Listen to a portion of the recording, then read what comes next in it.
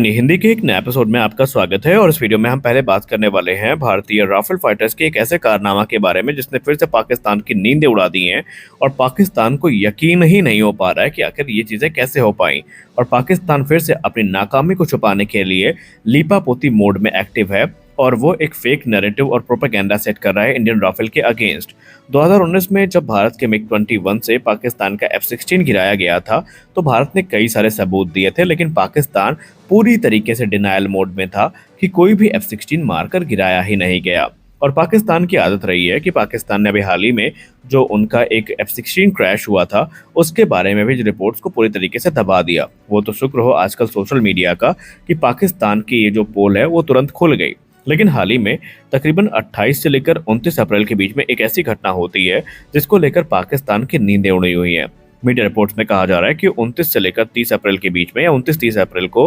Midnight में भारतीय वायुसेना के 4 राफेल फाइटर्स एक कॉम्बैट एयर पेट्रोल मिशन में थे, जिस दौरान उन्होंने पाकिस्तान ऑक्यूपाइड कश्मीर रीजन में उड़ान भरी और उसके बाद सेफली वो भारत के एयर स्पेस में लौट भी आए। और ये बात हम नहीं कर रहे बल्कि पाकिस्तान में पीटीवी और डॉन जैसे जो न्यूज़पेपर हैं उनके तरफ से ये दावा किया गया है कि पाकिस्तानी एयर स्पेस में ये एंटर हुए थे। हालांकि भारत ने कहा कि ये जो पूरी की पूरी घटना है ये इंडियन एयर स्पेस में हुई थी और हमने पाकिस्तानी एयर स्पेस को ब्रीच नहीं किया है। लेकिन यहाँ पर ये चीज़ क्लियर है कि एक रिपोर्ट ये भी दावा कर रही है कि अपने इस कॉम्बैट एयर पेट्रोल के दौरान इन्होंने पाकिस्तानी एयरक्राफ्ट के ऊपर रेडार लॉक भी लिया था और जिसके बाद से वो वहाँ से वापस चले गए। और अब क्योंकि पाकिस्तान को पता है कि इस घटना के होने के बाद उनकी काफ़ी किरकिरी होगी और जिस तंजन तैयारा और सुपर मैसिव कॉम्बैट कैपेबिलिटी वाले जेटन थंडर्स के बारे या जेटन के बारे में वो बात करते रहते हैं उनकी काफ़ी बेइज्जती होगी, तो उन्होंने इस पर एक फॉल्स नैरेटिव सेट करना शुरू कर दिया।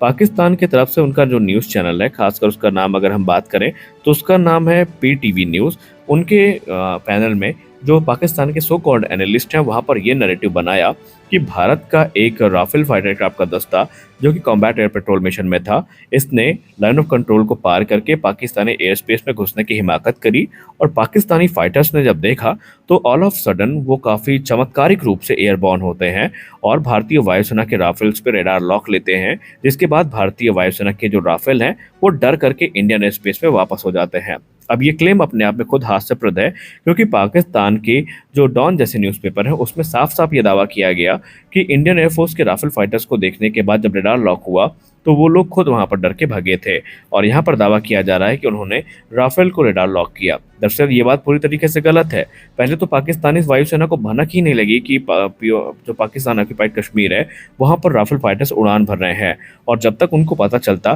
काफ़ी देर हो चुकी थी और जो फाइटर्स एयरबॉर्न भी थे वो वहां से पहले ही रिट्रीट कर चुके थे क्योंकि भारत के राफेल्स ने उन पर रेडार लॉक ले लिया था। और भारतीय वायुसेना के डिफेंस एनालिस्ट और भारतीय वायुसेना के अधिकारी खुद ये मानते हैं कि राफेल फाइटर्स को इतनी आसानी से वापस भेजना पाकिस्तान के लिए फिलहाल तो पॉसिबल नहीं है, क्योंकि राफेल फाइटर्स मेटियोर जैसी मिसाइल से इक्विप थे, जिसको लेकर ये दावा करना कि पाकिस्तान के जेफ 17 थंडर जैसे एयरक्राफ्ट ने रेडार लॉक लिया और इसका कोई सबूत भी पाकिस्तान अभी तक प्रोड्यूस नहीं कर पाया है। ना कोई रेडार इमेज उन्होंने प्रोड्यूस करी, ना कोई विजुअल्स उनके तरफ से दिए गए, जबकि भारत ने क्लियरली कह दिया है कि भारत ने पाकिस्तानी एयर स्पेस को ब्रीच ही नहीं किया था। पाकिस्तान यहाँ पर मन घड़ंत जो कहानी है वो बना रहा है। रही बात कॉम्बैट एयर पेट्रोल की, तो वो भारत करता रहता है क्योंकि ये सेंसिटिव एरियाज हैं। यहाँ पर जो एरियल एक्टिविटीज़ है पाकिस्तान की वो काफ़ी ज़्यादा बढ़ी थी और भारत की नज़र इन इलाकों पर है, इसलिए भारत कॉम्बैट एयर पेट्रोल्स को एग्जीक्यूट करता है और इस प्रकार की जो घटनाएं हैं वो कभी कभी हमें देखने को मिल भी जाती हैं। तो यहाँ पर पाकिस्तान ने एक फॉल्स नैरेटिव सेट करने की कोशिश करी, लेकिन समय रहते ही उस नैरेटिव की पोल यहाँ पर खुल चुकी है। अब बात कर लेते हैं उस रिपोर्ट के बारे में जिसका इंतजार हम सबको था और हम लोग काफ़ी लंबे समय से इस खबर को सुनने के लिए तरस गए थे।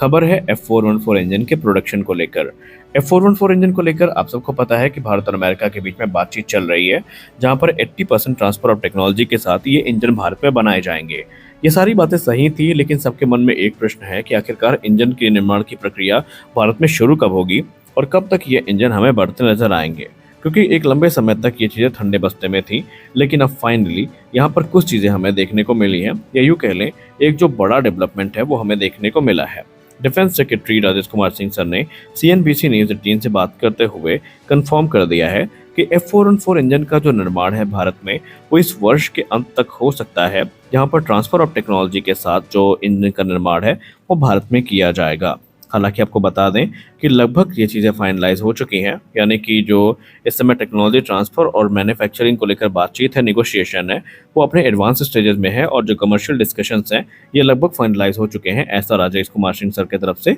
कहा गया है। उन्होंने ये भी कहा है कि जो जेट इंजन है, खासकर F414, ये भारत के लिए काफ़ी क्रिटिकल है, क्योंकि ये एडवांस मीडियम कॉम्बैट एयरक्राफ्ट और तेजस मार्क 2 को पावर करेगा, जो कि हमारे आगामी फ्रंट लाइन फाइटर्स होने वाले हैं, और इसके लिए भारत अब ये चाहेगा कि चीज़ें जल्दी से जल्दी फाइनलाइज हो सकें। उन्होंने ये भी कहा कि ये जो इंजन डील है ये तकरीबन $1 बिलियन की होगी, और इसको लेकर पहले ही 80% ट्रांसफर ऑफ टेक्नोलॉजी पर जो एग्रीमेंट है वो हो चुका है। हालांकि डिले पर जो है वो बात उन्होंने नहीं करी है, और जो डिले किन कारणों से थी अभी तक इस पर भी खुलकर चर्चा नहीं करी गई है। लेकिन अब ये माना जा रहा है कि प्राइस को लेकर के और इंटेलेक्चुअल प्रॉपर्टी राइट्स को लेकर के जो बातचीत थी, नेगोशिएशन था भारत और अमेरिका के बीच में, वो था भारत चाहता था कि कुछ और क्रिटिकल जो टेक्नोलॉजी है वो भारत के साथ शेयर करी जाएँ। अब इस पर हाँ हुआ है या ना हुआ है, इसके बारे में तो हम टिप्पणी नहीं कर सकते, लेकिन माना जा रहा है कि अब चीज़ें सकारात्मक रूप से आगे बढ़ रही हैं। यानी जेट इंजन को लेकर जो एक लंबा इंतजार था वो यहाँ पर खत्म होता नजर आ रहा है।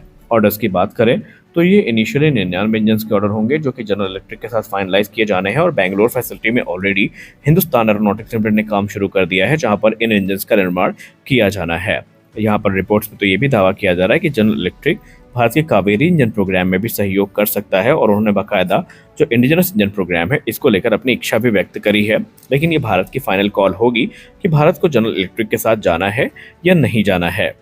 इस समय भारत के लिए इंजन ही एक बड़ी समस्या है, क्योंकि इंजन की ही कमी के चलते अभी तक भारतीय वायुसेना को जो तेजस मार्क 1A है वो डिलीवर नहीं हो पाए हैं। हालांकि हाल ही में जनरल इलेक्ट्रिक ने जो पहला इंजन है वो डिलीवर कर दिया है, लेकिन भारत ये चीज़ें अब तेजस मार्क 2 के साथ नहीं चाहता, क्योंकि तेजस मार्क 2 जो है ये पूरी तरीके से F414 पर ही डिपेंडेंट होंगे। हालांकि ऐसा नहीं है कि हमारे पास इंजन नहीं है, क्योंकि लोगों के मन में कन्फ्यूजन रहता है कि आखिरकार अगर इंजन नहीं है तो रोल आउट कैसे होगा। तो हमारे पास कुछ जो अभी रिजर्व इंजन है वो रखे हुए हैं, लेकिन मास प्रोडक्शन के लिए हम रिजर्व इंजन पर आश्रित नहीं रहेंगे, क्योंकि हमें इंजन डेवलपमेंट शुरू करना ही होगा, और उसी क्रम में ये जो प्रोग्राम है ये काफ़ी महत्वपूर्ण है।